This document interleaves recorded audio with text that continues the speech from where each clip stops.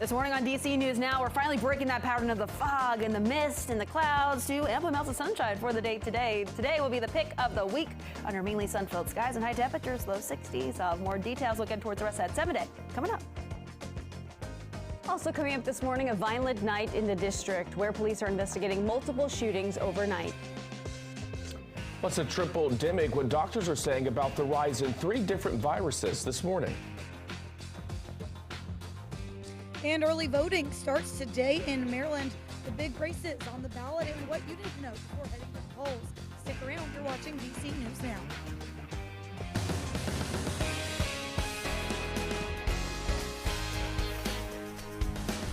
All right, good Thursday morning to you. Thanks for joining us. I'm Corey James. Good morning. I'm Tanaya Wright. 6 o'clock now on this Thursday morning. Thanks for starting your day with us. We do want to get right to meteorologist Jackie Layer with a check on our forecast. Good morning. Today's going to be a nice day. It's going to be absolutely beautiful out there, especially when you compare it to the past couple of days where we've been tracking the fog as well as the clouds and even showers. Today we're tracking dry conditions, mainly sun-filled skies and high temperatures, bouncing back into the low 60s. It'll be quite a beautiful fall day out there. Satellite and radar shows us the setup. We have high pressure off towards our north and west, out towards the Midwest, and that'll continue to climb its way closer towards our area, providing us with those clear conditions and a quiet end to the week. Temperatures out there right now starting off upper 40s to low 50s off towards just to the north and west of I-81. Right along I-81 we're talking low 50s. Closer towards the DC metro area we're talking mid 50s right now. Currently 55 in the district, 47 in Waldorf, 57 though in Lexington Park, 54 right now in Fredericksburg. That wind starting to pick up mainly out of the north-northwest. We're seeing those between 5 to 15 miles per hour, but we just picked up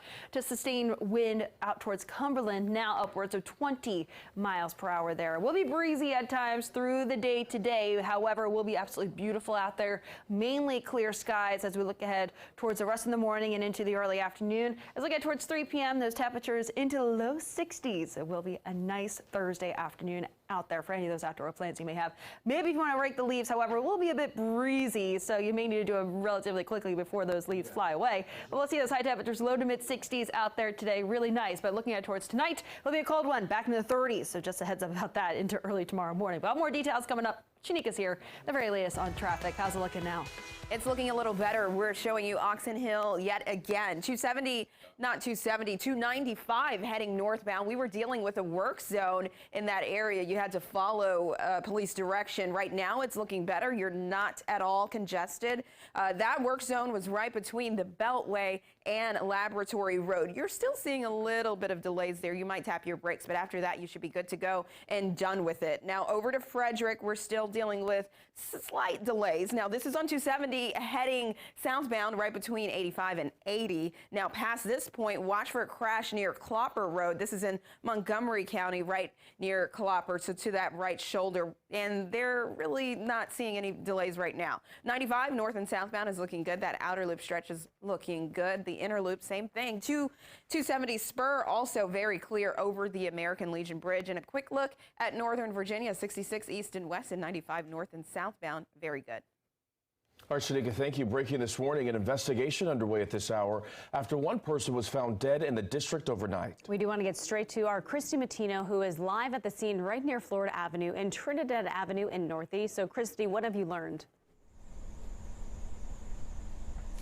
Good morning, Corey and Tanaya. So we still don't have a whole lot of information this morning from police. They just tell us that they are investigating a death, but we actually just spoke with a neighbor. He lives right here on this block, and he said that he did hear something that sounded like a round of gunshots that happened around 2:45 this morning. Again, we can't confirm that information, but a neighbor did tell us that that is what he heard, or what he thought he heard. He was asking us what exactly happened here. I want to give you a look at the scene this morning right now. So this is what we're seeing now, and you can see that about 2 or 3 blocks are blocked off with the police tape, and they have been investigating here all morning, and they've been moving in and out here a little bit, but it's a pretty calm scene given what has potentially gone on here. But we still don't know a lot this morning. We don't know how this person died. We also don't know if there's a suspect. I reached out to DC Police's PIO, Public Information Officer, to try to get some more details on what's going on here. I will report those back to you as soon as we get them. Guys?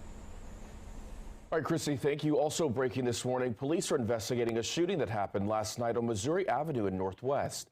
DC police say it happened not far from the Georgia Avenue intersection. We are working to learn more details about what happened, and we'll bring you the very latest once we have it. And you're looking at the scene of another shooting in the district. This one happened on Alabama Avenue, just off Suitland Parkway. Police were called to that scene just before 7 o'clock last night. Now, as of right now, there is no information on a potential suspect. And this morning, police in Fairfax County are investigating a deadly hit and run in Falls Church. That crash happened on Leesburg Pike. Police are asking people to avoid that area while they continue their investigation.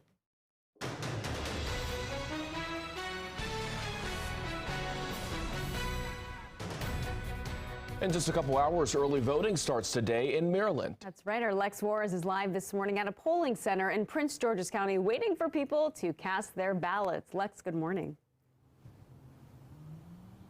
Good morning, Tanaya and Corey. Well, polls will be opening across the state at 7 o'clock. That's just in about 1 hour from now, and they will be open for the next week. Now, there are some big races on the ballot for voters to come out and cast their votes in. A new governor will come out of this race, as Larry Hogan has served 2 terms leading the state. And not only that, but we could see a shift from red to blue when it comes to that leadership. Comptroller is also on the ballot, and with today's economy and inflation, voting on who will control the state's money is a big look for voters. The Board of Public Works actually held a meeting yesterday, and in that meeting, they discussed early voting and the security surrounding these votes. Our democracy is fragile. Our voting, by the way, is super safe. Now, when it comes to early voting, polls will be open from 7 in the morning until 8 at night, and anyone who is eligible to register to vote can do so at a early voting location and at the same time cast their ballot in this election. Now, voting or election day itself is actually going to be on Tuesday, November 8th. Of course, you can count on DC News Now to have team coverage all day long for all of the elections across the DMV. For now, live in Maryland, I'm Lex Juarez, DC News Now. Lex, thank you. Also in Fairfax County, 13 more early voting sites will open today, pushing the county's total to 16. Each site is open Monday through Friday from 1 to 7 p.m. The centers will also be open this Saturday from 9 a.m. to 5 p.m. and this Sunday from 1 to 5 p.m. We have a full list of those early voting locations and times on our website, dcnewsnow.com. Early voting ends November 5th. And happening today, Metro's board is expected to meet later this morning. This is the first WMATA board meeting since its return to service plan for the 7000 series cars was approved. The Washington Metro Rail Safety Commission gave the transit agency the green light to bring those cars back if they do undergo routine inspections. Metro says that was one of the last boxes it needed to check before opening the Silver Line for passenger service. And new this morning, the Wharf neighborhood is now apologizing after a signage mistake. The signs put out along the waterfront discourage people from wearing masks, which some people interpreted as discouraging those medical masks. The Wharf tweeted out saying that it put those signs up asking people not to wear Halloween masks this weekend. Also saying health and safety are a top priority for the neighborhood. Those signs have since been taken down. And developing this morning, the owner of a legendary jazz club in the district says he will reopen after a fire forced him to shut his doors earlier this week. That fire started in the attic of the Blues Alley Jazz Club Tuesday night. The owner tells DC News Now he was preparing for a performer to go on stage when smoke started filling the building. Despite the damage, he says he is staying optimistic. There's no soot, there's no smoke damage whatsoever, and all we're going to do is try to remediate the water in the next 24 to 36 hours. We survived the pandemic. We're going to survive this minor wrinkle in our history. And according to the owner, there's damage to the ceiling, the sound system, and his carpet. It is not known what caused the fire. Your time right now is 6:09. In your health news this morning, flu season is now here, and health officials are warning of a potential triple-demic, a period where people could be at risk of contracting 3 different viruses. We're talking about COVID-19, influenza, and RSV. Now, the risk has some people asking, should we be masking up again? Now, we did speak with health officials in Montgomery County who say no, there is no need for that just yet. The acting chief health officer told us that they are continuing to review the scientific data and have not found a reason to return to masking.